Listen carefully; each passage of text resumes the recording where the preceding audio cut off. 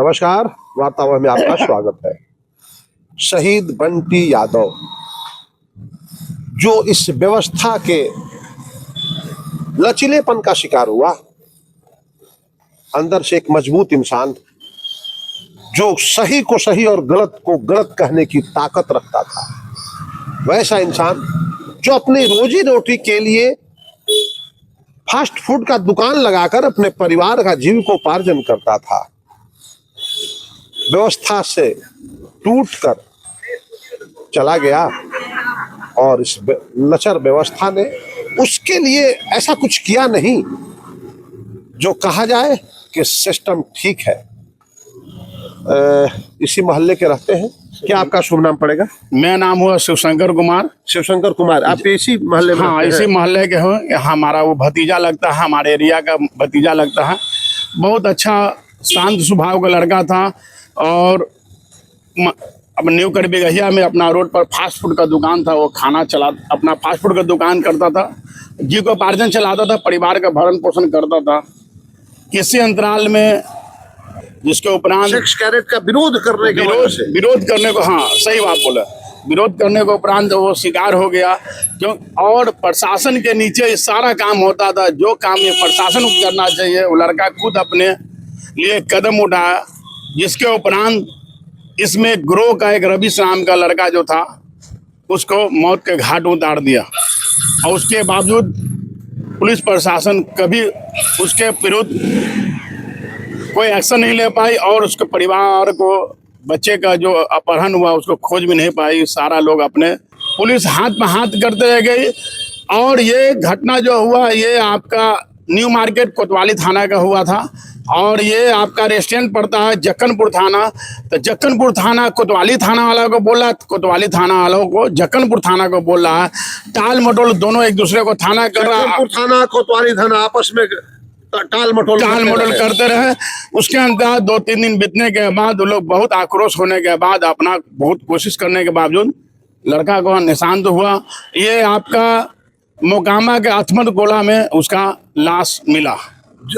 आप सरकार से कुछ मांग करेंगे इस पीड़ित सरकार से हमको नम्र निवेदन यही है कि आप तो शहीद बंटी यादव जो समाज परिवार के लिए लड़ा वो तो शहीद हो गया, मगर इसके साथ वो अपने पत्नी बाल बच्चे को बूढ़ी माँ को अपना छोड़ के चला गया। अविवाहित भाई भी है, एक अविवाहित भाई भी है जो सही परिवार को छोड़ के चला गया। जो भरण पोषण का काम करता था वो भरण पोषण के लिए वो ललायित हो गया।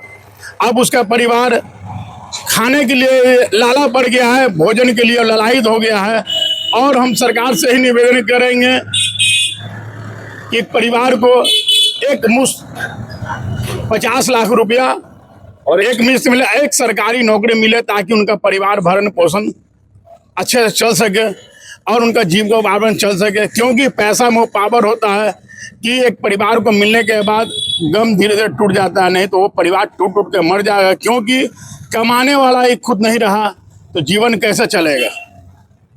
कमाने वाला ही जब चला जाता है तो बिखर जाता है पूरा परिवार, बिखर जाती है हर वो सांसें जो उस जाने वाले के साथ जुड़ी हुई है। जी, बंटी के साथ भरा पूरा परिवार है। अभी हम चलेंगे बंटी यादव के घर पर भी। आज तेरही का कार्यक्रम है। शहीद बंटी यादव जो अपना नाम इतिहास के पन्नों में दर्ज करा दिया। नाम तो दर्ज हो गई, लेकिन पीछे ढेर सारी यादें परिवार के बीच, समाज के बीच और राज्य सत्ता के बीच छोड़कर वो चला गया। कई सारे सवाल हैं जिसका उत्तर यह समाज, यह परिवार मांग रहा है मौजूदा व्यवस्था से। मैं सासाराम से चलकर आया हूं अपने छोटे भाई के दरवाजे पर। आज उनका तेरही है। सारे उदास मन में अब तो यह कार्यक्रम है, करना ही है, यही विधि का विधान है और बिना इसके कुछ आगे बढ़ता नहीं है हमारे सनातन में। बंटी के छोटे भाई से हमारी मुलाकात होती है।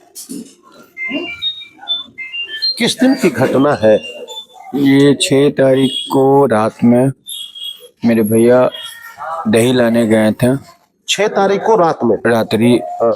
यही 1 बजे के आसपास। 1 बजे रात में? हाँ, 12 साढ़े 12 बजे उनका दुकान ही बंद होता था। एक छोटा सा फास्ट फूड का दुकान लगाते थे। हाँ। जैसे आप आए होंगे गली से, हाँ। तब देखे ही होंगे रोड से कितना दूर है मेरा घर। हाँ।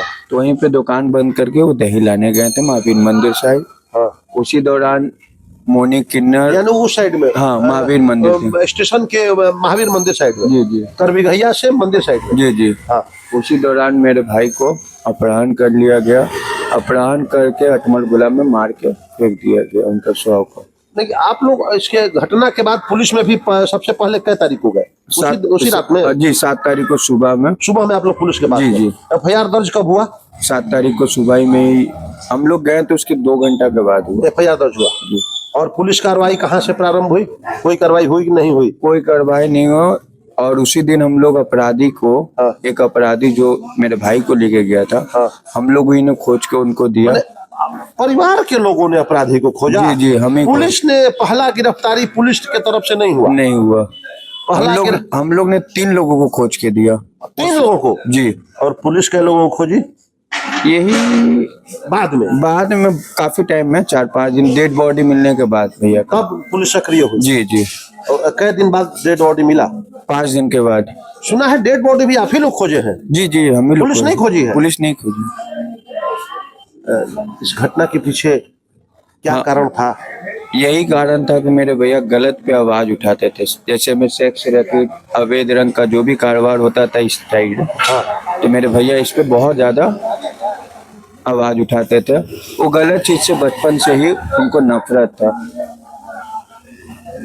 तो इसके वजह से 6 तारीख को ठीक 15 दिन पहले किसी पैसेंजर को किन्नर मोनी और उनके BC उर्फ रिवेश जो है और रोशन है, ये लोगों ने यहाँ पे ला के किसी पैसेंजर को किन्नर के साथ 10-15 किन्नर के साथ छीन छोरी कर रहे थे। तो मेरे भैया बालकनी से उतर के उसको बोले कि तुमको हम बार बार बोलते इधर ये सब मत करो।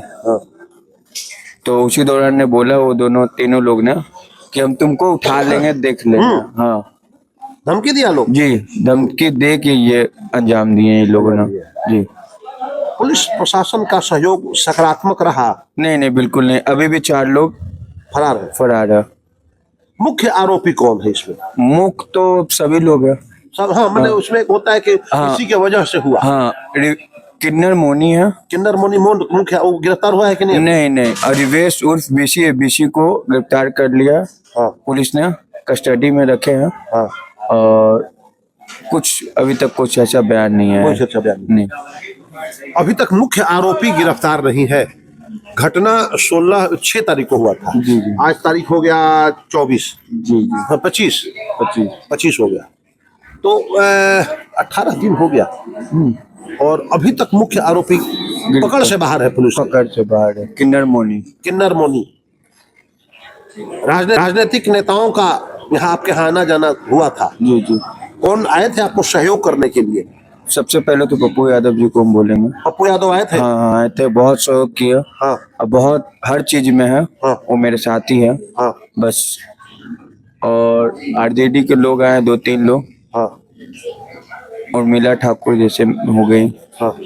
फिर भाई वीरेंद्र हो गया। अच्छा। सुरेंद्र यादव हो गए। ये सब तो इन लोगों ने क्या कहा? आवाज उठाएंगे। हाँ। जैसे मैं समस्तीपुर का एक MLA है। हाँ। वो सर ने ये आवाज उठाया है।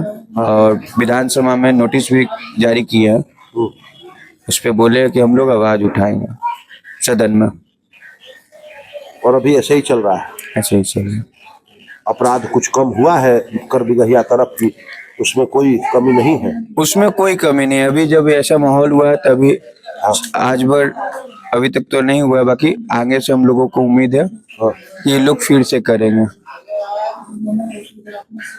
और हम लोग ने फिर से आवाज उठाएंगे। ये गलत मेरा भाई किया। अब सर बंटी की आवाज रुकेगी नहीं? रुकेंगे नहीं। अब मोहल्ले का सब सपोर्ट आपको मिल रहा है? सब लोग है। समाज का सपोर्ट मिल रहा है? हाँ, बिल्कुल। प्रशासन का सपोर्ट कुछ कम है? प्रशासन का सपोर्ट कम है थोड़ा। कुछ राजनीतिक नेताओं भी सपोर्ट कर रहे हैं।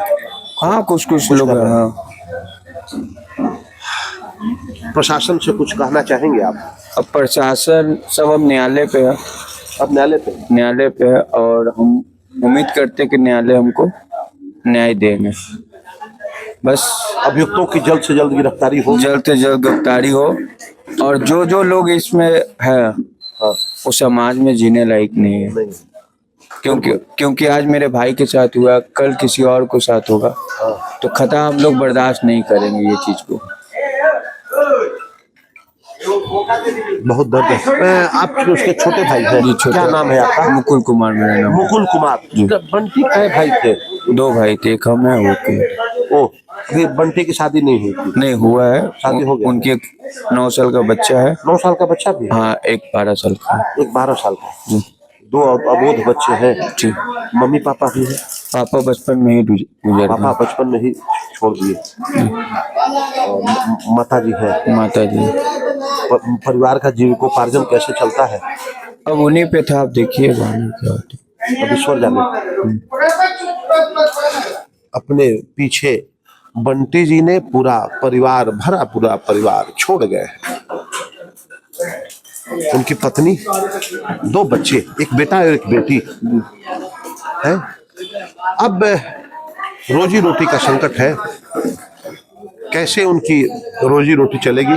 परिवार का जीविकोपार्जन कैसे होगा और न्याय कैसे मिलेगा? यह एक प्रश्न चिन्ह है हमारे समाज के ऊपर, हमारी व्यवस्था के ऊपर, और प्रश्न चिन्ह है हमारे धर्म के भी ऊपर कि इस तरह से अधर्मियों का अगर नाश नहीं होगा तो ये अधर्मियों का विरोध करने वाले क्या करेंगे, कहाँ जाएंगे? मैं बुटस, वार्तावाह के लिए।